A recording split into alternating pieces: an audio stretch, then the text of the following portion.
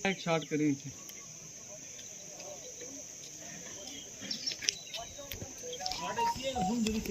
ध्यान दे आगे ध्यान दे। नाला किसने? ये किसका जो नाला है? आहो। इसी जड़े जिन्हें लोकेशन कितना पड़ेगा? चलो ठीक है।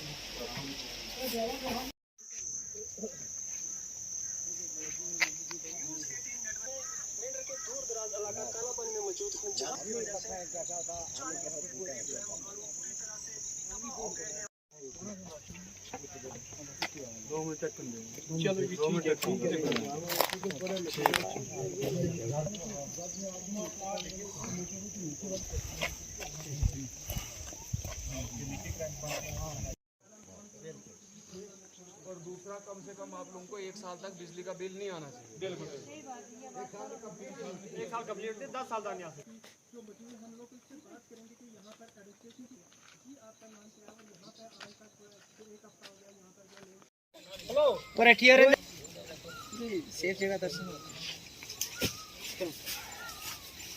बुला हां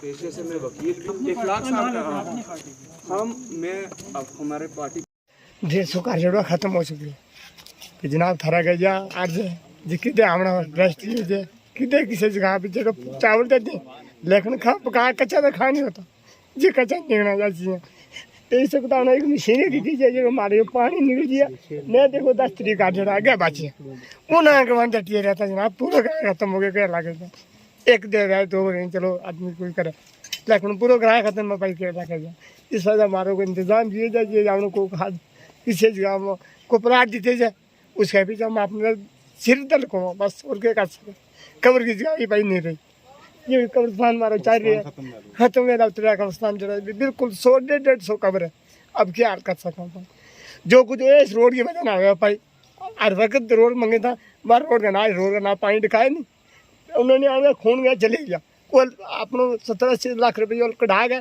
खा गए टूट गया हमारी परवाह नहीं आई भाई हम इस जगह भी पूछ दिया 10 रुपये रखे इस वक्त जावेद साहब ने या अर्ज है जो खुदा का वास्ते जिस अल्लाह ने पैदा किया आज में बचा दिया कोई बिल्कुल रात की सही पीठ नहीं खोलो भाई बाहर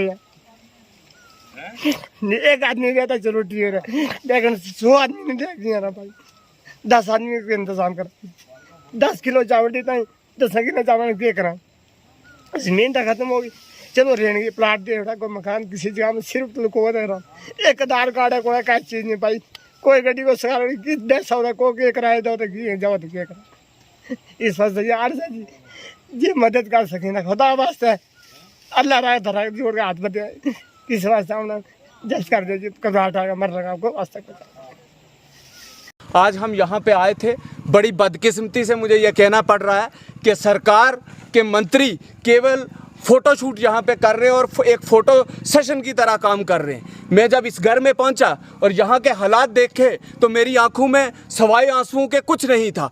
बदकिस्मती से एडमिनिस्ट्रेशन के लोग भी इन्हें मजबूर कर रहे हैं कि यहाँ से सड़क का काम खोल दिया जाए, लेकिन इस घर को ना तो अभी तक टेंट सरकार की तरफ से दिया गया है, इसके साथ में जो अगला घर है वो भी पूरे तरीके से तबाह हो चुका है। लेकिन मैं उमर सरकार से ये कहता हूँ कि आपकी सरकार पूरे तरीके से फेल हो चुकी है। बड़ी बदकिस्मती की बात है, मैं डीसी साहब से कहूँगा कि आपने बहुत अच्छा फ़ोटोशूट किया है, बहुत अच्छा आपका दिन यहाँ पे गुजरा। बदकिस्मती ये है कि यहाँ कम से कम 1500 से 2000 लोग इसके अफेक्टेड हैं और इन अफेक्टेड लोगों को तुरंत रेड क्रॉस की तरफ से जो 2-2 लाख रुपए दिए जाने थे वो भी अभी तक नहीं मिले। उसके बाद मैं कंसर्निंग मंत्री और एमएलए साहब से कहूंगा कि जनाब ये तो आपके अपने लोग हैं, ये तो आपके अपने गांव के लोग हैं, अभी तक आपने अपने सीडीएफ से कम 2-2 लाख रुपया इन लोगों को दिया होता ताकि ये अपने रहने का कुछ ना कुछ और इंतजाम करते। और मैं खासकर एलजी सरकार से और सेंट्रल गवर्नमेंट से जो नया पैकेज आ रहा है मैं उसमें डिमांड करता हूं कि इस पैकेज के अंदर इन लोगों को स्पेशल जगह इनको बसाने के लिए दी जाए, कम से कम 10-10 मरले, ताकि ये अपना घर वहां बना सके, ताकि आगे को इस तरीके का कोई हादसा इन लोगों के साथ ना हो। वेरी फर्स्ट डे जब से संडे से ये यहाँ पे लैंड सिंक होना शुरू हुआ, हमने यहाँ पे प्रॉपर नज़र बना के रखी हुई है। जैसे कि ये पूरा इलाका मुतासर हुआ है, जहाँ पे कम से कम 70 फैमिलीज जो हैं उनको यहाँ से शिफ्ट किया गया है। रही बात जो लोग कह रहे हैं कि अभी तक हमें रिलीफ नहीं मिला, वो हमने लिस्ट तैयार करके रखी हुई है, जिनका जो भी अभी वेरीफाई कर लेंगे, लेकिन रह सकते हैं क्योंकि इतना बड़ा जहाँ पे नुकसान हुआ है लोगों को रिहेबिलिटेट करना होता है। कल और परसों 2 दिन तो हम उस पर पूरी तरह लगे रहे हैं। एक ऊपर वाला फेज़ है, एक नीचे वाला फेज़ है, 2 फेज़ में किए जा रहा है काम, तो लिहाजा कहीं कोई ना कोई रह सकता है। फिर भी हम वेरीफाई कर लेंगे, अगर कोई रहा है तो उसको हम कवर करेंगे। रहने वाली तो बात लगती नहीं। कितने मकान इसकी जद में आए हैं और कितनी पॉपुलेशन को यहाँ से रेस्क्यू किया गया? 70 मकान इसकी जद में आए हैं। जो उसकी फैमिली है यहाँ पे 70 फैमिलीज हैं, और नंबर ऑफ़ आप सोर्स देख लो, 350 के गाल में जो लोग हैं उनको सेफर प्लेस पे यहाँ से शिफ्ट किया गया है।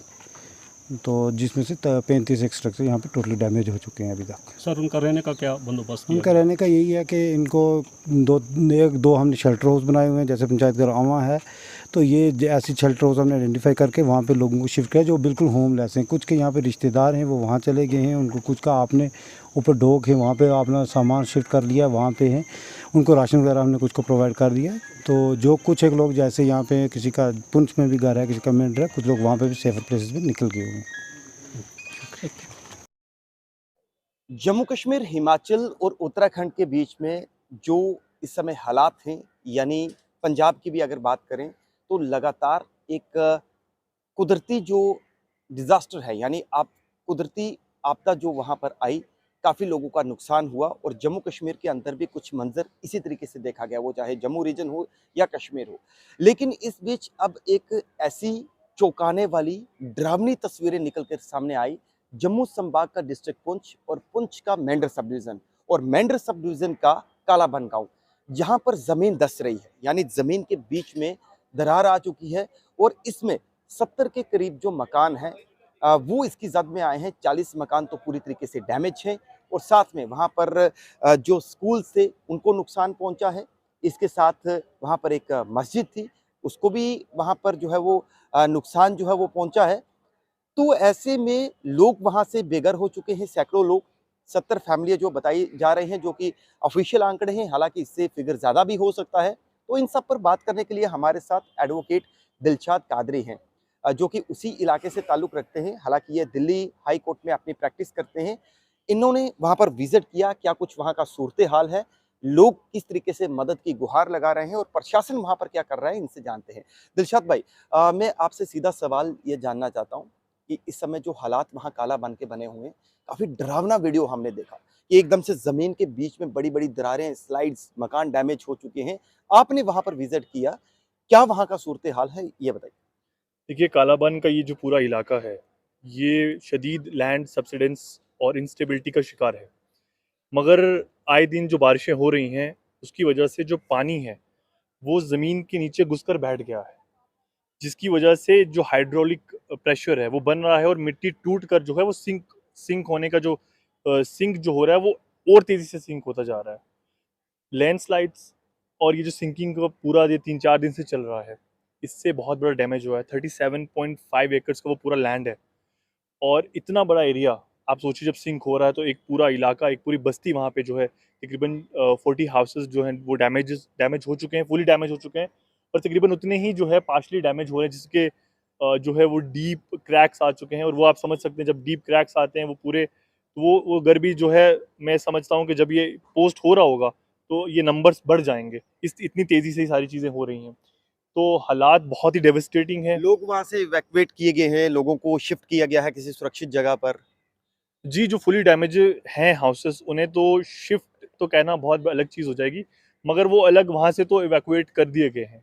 अब उनका ठिकाना क्या है वो तो एक अलग सवालिया निशान है। मतलब बेघर हो चुके हैं लोग। बिल्कुल बेघर लोग हो चुके हैं और उनके पास ज़्यादातर जो वीडियोस वहाँ से आ भी रही हैं, हमारे जाने के बाद भी जो हमारे पास विजुअल्स आए हैं, आपने भी वो देखे होंगे, वहाँ पे लोगों के पास कोई रिलीफ नहीं है, कोई रिहैबिलिटेशन का कोई प्रोसेस स्टार्ट नहीं किया गया, इन लोगों को कहाँ रुकाया जाएगा, कोई ठिकाना नहीं है लोगों का, प्रॉपर नहीं है। खाने तक का भी इंतज़ाम लोगों के पास नहीं है। और इस मुश्किल दौर में जहाँ लोग अपना सब कुछ खो चुके हैं और उनके पास खाने का भी सामान नहीं है, तो आप सोच सकते हैं कि एक इलाका किस किस इस वक्त किस हालत में और किस मुश्किल में है। दिलशाद भाई, हमने देखा था 2-3 दिन पहले जो हमारे कैबिनेट मंत्री हैं जावेद अहमद राणा साहब, जो उसी गांव से ताल्लुक उनका नेटिव विलेज है, मेंढर के वो विधायक भी हैं, वो वहाँ पर पूरे अमले के साथ पहुंचे थे, डिस्ट्रिक्ट एडमिनिस्ट्रेशन के साथ। डिप्टी कमिश्नर पंच भी वहाँ पर थे और एसडीएम वगैरह जो भी पूरा सरकारी तंत्र जो था वो वहाँ पर पहुंचा था। तो वहाँ पर उन्होंने अपनी तरफ से बातचीत तो ये सब चीज़ें की हैं। लेकिन कल हमने एक वीडियो चलाया था, आपने देखा होगा वो वीडियो, हमारे एक सोशल मीडिया प्लेटफॉर्म पर जो है वो वीडियो हमने देखा। उस वीडियो में लोग रो रहे हैं, एक शख्स रोकर अपना जो है वो अपनी उस दास्तान को बयान कर रहा है। उसके कई मतलब आरोप भी थे, वो मतलब उसको समझ नहीं आ रही कि भाई सब आ रहे हैं जा रहे हैं, लेकिन एक्चुअल में लोग मजबूर हैं। तो कैसे देखते हैं आप?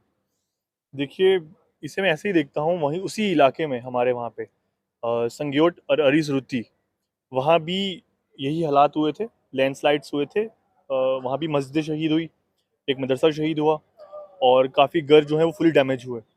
वहाँ भी आने जाने की प्रक्रिया पूरी शुरू रही, पॉलिटिकल रिप्रेजेंटेटिव्स अलग अलग पार्टीज से लोग आए, वहाँ पे एडमिनिस्ट्रेशन के काफ़ी लोग आए और जो जितना भी हमला है सरकारी लोगों का और सियासी लोगों का वो वहाँ पे आए।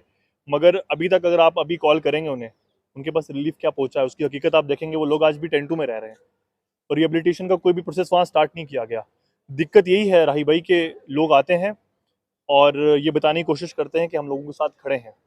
मैं किसी को टारगेट नहीं कर रहा, मगर बुनियाद यही है जो फैक्ट्स है, जो आपने देखा वहाँ। जी, जो फैक्ट्स है, संग्योट से लेकर वहाँ पे कुछ थोड़ा बहुत काम हो रहा होगा, मैं उस पे नहीं कह रहा।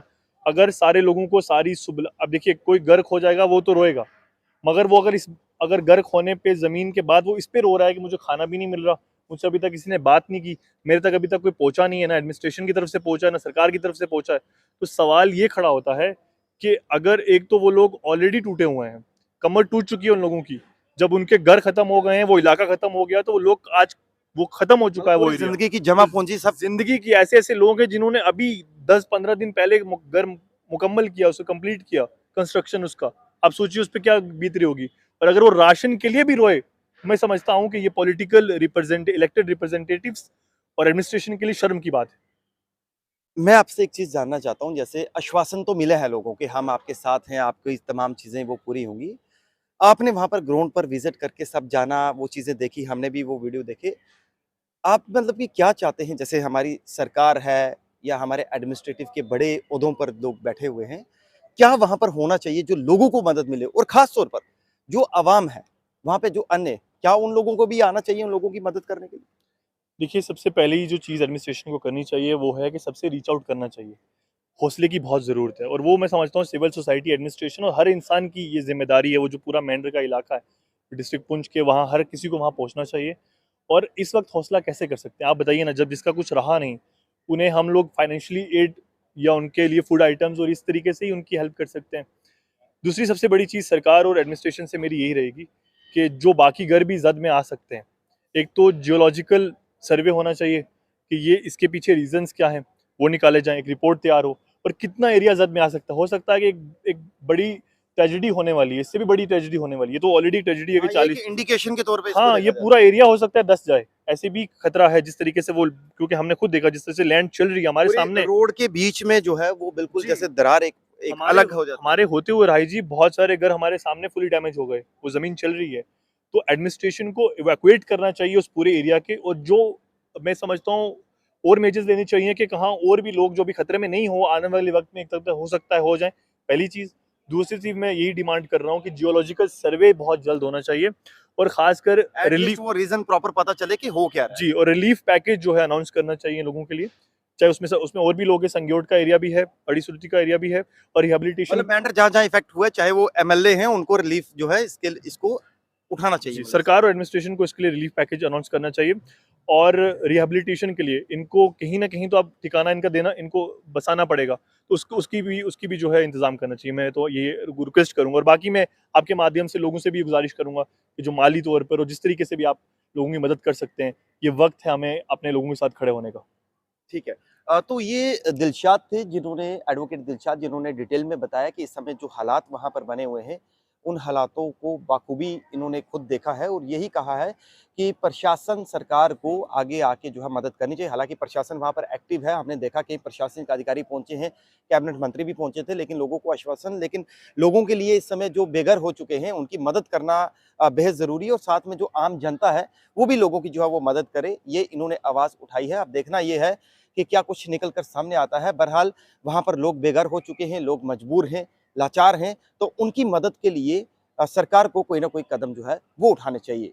राही कपूर, जी मीडिया, जम्मू।